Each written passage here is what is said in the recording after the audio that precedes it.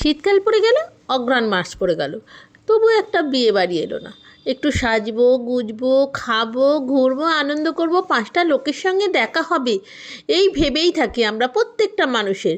আমারও তাই মনে হচ্ছিল, তাই তো চলে গেছিলাম আমার একটা বিয়ে বাড়িতে, কাঁচরাপাড়াতে। আচ্ছা, ভেবে দেখুন তো, বিয়ে মানে কি শুধু খাওয়া দাওয়া আনন্দ করা? এর বেশি কিছুই নয়। না, বিয়ে মানে একটি সুন্দর সম্পর্ক শুরু হয় বিয়ে দিয়ে। বিয়ে মানে দুটো মানুষের কাছে আসা নয়, এখানে জড়িয়ে থাকে দুটো পরিবারের, তাদের ভালো লাগা, খারাপ লাগা। বিয়ে দুটো অপরিচিত মানুষকে যেমন একসাথে করে দেয়, আবার ঠিক পরিচিত মানুষকে, প্রিয়জনকে নিজের করে দেয়। বিয়ে সম্পর্কটা এমন যে কেউ এড়িয়ে যেতে চাইলেও পারে না। আবার বিয়ের মাঝে লুকিয়ে আছে এক অজানা সুখ।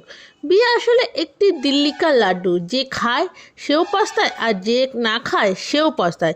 আমি মনে করি খেয়ে পস্তানোই ভালো। তাই এই বন্ধনে 27 বছর আগেই বেঁধে নিয়েছি নিজেকে। ও আর একটা কথা না বলে নয়, বিবাহ বা বিয়ে হলো একটি সামাজিক বন্ধন, যা বৈধ, যা চুক্তি, যার মধ্যে দাম্পত্য সম্পর্ক স্থাপিত হয়। যাই হোক, অনেক ভারী ভারী কথা বললাম, এবার না, এবার একটু যাই ভেতরের দিকে, গিয়ে এবার দেখি বিয়ের আসরটা কেমন জমেছে। হ্যাঁ, গিয়েই দেখলাম কি সুন্দর।